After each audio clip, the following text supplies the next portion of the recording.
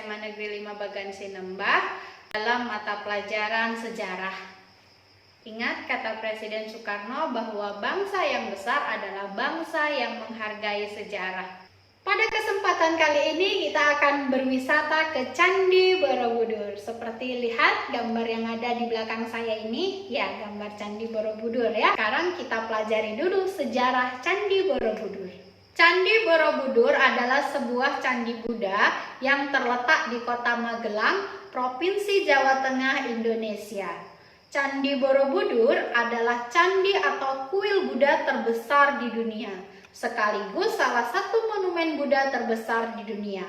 Karena kemegahan dan keagungannya, candi yang telah dibangun pada abad ke-8 ini sudah ditetapkan oleh UNESCO atau United Nations Educational, Scientific, Cultural Organization sebagai salah satu warisan kebudayaan dunia atau World Heritage. Candi Borobudur dibangun pada masa pemerintahan dinasti Shailendra, berbentuk stupa, didirikan oleh para penganut agama Buddha Mahayana pada masa pemerintahan Wangsa Shailendra. Sejarah berdirinya Candi Borobudur dibangun pada abad ke-8. Asal-usul Candi Borobudur pun masih diliputi misteri mengenai siapa pendiri Candi Borobudur dan apa tujuan awalnya membangun candi ini. Banyak cerita dan kisah Candi Borobudur beredar yang kini dikenal sebagai dongeng rakyat setempat. Letak Candi Borobudur. Candi Borobudur terletak di Kota Magelang, Provinsi Jawa Tengah. Alamat Candi Borobudur lengkapnya di Jalan Badrawati, Borobudur, Magelang, Jawa Tengah.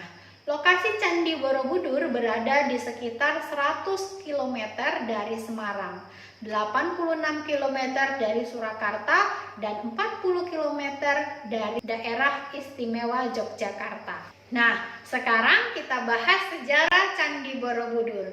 Bagaimana sejarah berdirinya Candi Borobudur dari dulu sampai sekarang?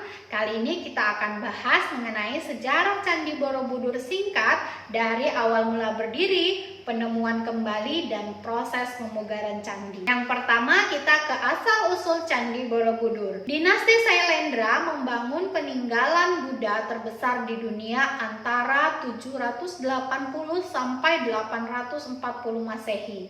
Perkiraan waktu pembangunan candi didasarkan pada perbandingan antara jenis aksara yang tertulis di kaki tertutup Karma Biwangga dengan jenis aksara yang umumnya digunakan pada prasasti kerajaan abad ke-8 dan ke-9.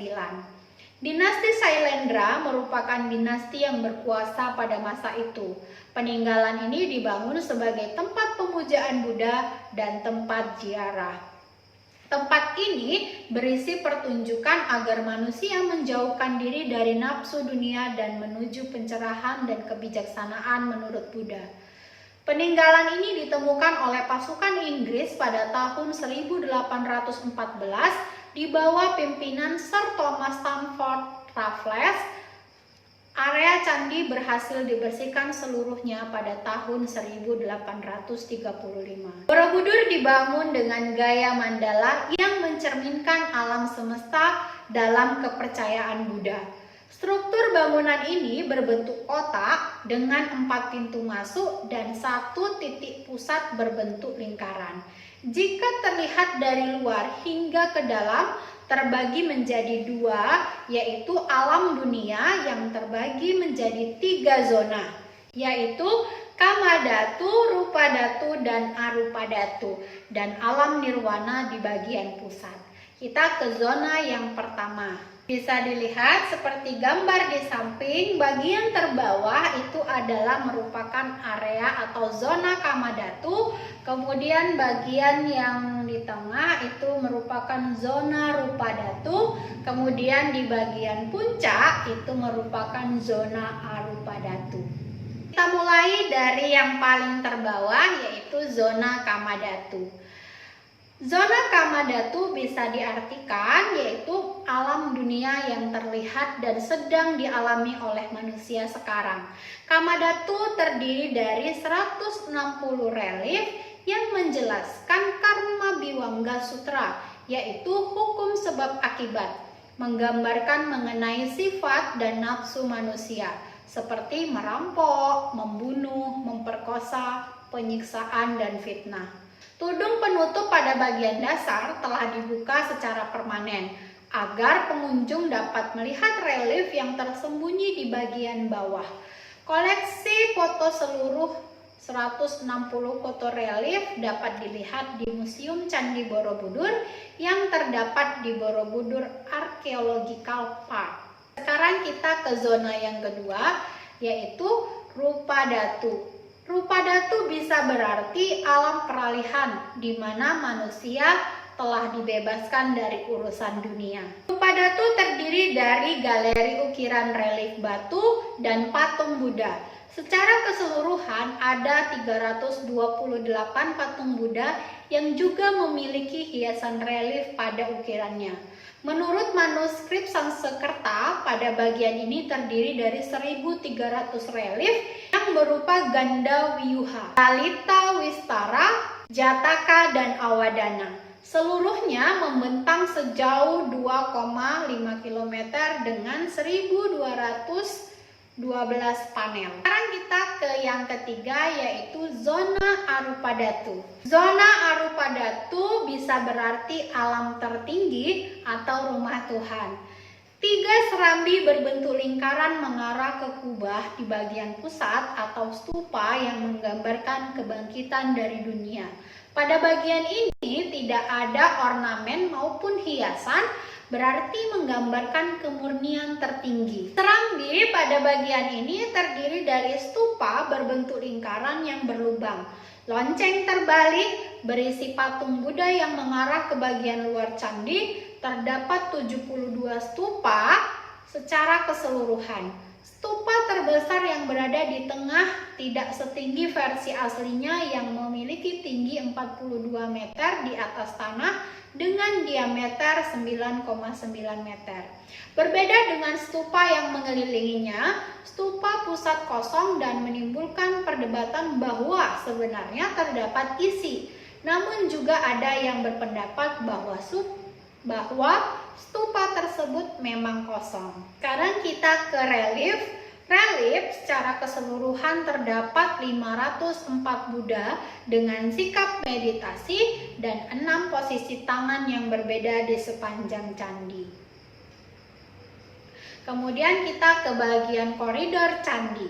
Selama restorasi pada awal abad ke-20 ditemukan 2 candi yang lebih kecil di sekitar Borobudur, yaitu Candi Pawon dan Candi Mendut yang segaris dengan Candi Borobudur.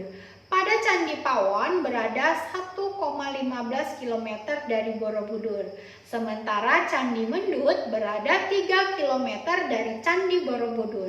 Terdapat kepercayaan bahwa ada hubungan keagamaan antara ketiga candi tersebut, namun masih belum diketahui secara pasti proses ritualnya. Ketiga candi membentuk rute untuk festival Hari Waisak yang digelar tiap tahun saat bulan purnama pada bulan April atau Mei. Festival tersebut sebagai peringatan atas lahir dan meninggalnya serta pencerahan yang diberikan oleh Buddha Gautama. Terdapat sejarah panjang dalam berdirinya Candi Borobudur. Sampai saat ini tidak ditemukan bukti tertulis yang menjelaskan siapa yang membangun Borobudur dan apa tujuan membangun candi ini. Diperkirakan Candi Borobudur dibangun pada tahun 800 Masehi. Proses pembangunan Candi Borobudur diperkirakan menghabiskan waktu 75 sampai 100 tahun lebih. Candi Borobudur benar-benar rampung 100% pada masa pemerintahan Raja Samaratungga pada tahun 825 Masehi. Kita ke pendiri Candi Borobudur. Siapa yang membangun Candi Borobudur? Sampai saat ini masih belum diketahui siapa yang membangun Candi Borobudur. Yang jelas, Candi Borobudur dibangun saat kejayaan dinasti Shailendra. Selain itu juga sempat ada ketidakjelasan Candi Borobudur peninggalan agama apa, apakah agama Buddha atau agama Hindu. Diketahui bahwa warga dinasti Shailendra adalah penganut agama Buddha, aliran Mahayana yang taat. Namun berdasarkan temuan Prasasti Sojomerto menunjukkan bahwa awalnya mereka mungkin beragama Hindu Shiva. Di era itu memang banyak dibangun berbagai candi Hindu dan Buddha di dalam Kedu. Ada juga candi suci Siwalingga di dekat kawasan Borobudur yang merupakan candi Hindu. Meski begitu, umumnya disepakati Candi Borobudur peninggalan kerajaan Buddha di Indonesia. Tahapan kedua, proses pembangunan Candi Borobudur. Awal mula Candi Borobudur adalah berupa rancangan stupa tunggal yang besar memahkotai puncaknya. Karena stupa yang terlalu besar dan berat dianggap membahayakan, maka kemudian stupa tersebut dibongkar dan diganti menjadi 3 barisan stupa kecil dan 1 stupa induk seperti sekarang.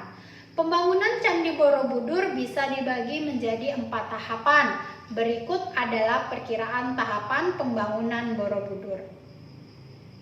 Tahap yang pertama, pembangunan Candi Borobudur dilakukan dengan meletakkan fondasi dasar candi. Masa pembangunan Borobudur tidak diketahui pasti dan diperkirakan dimulai pada tahun 750 Masehi. Pada tahap kedua pembangunan tidak banyak proses pembangunan dilakukan.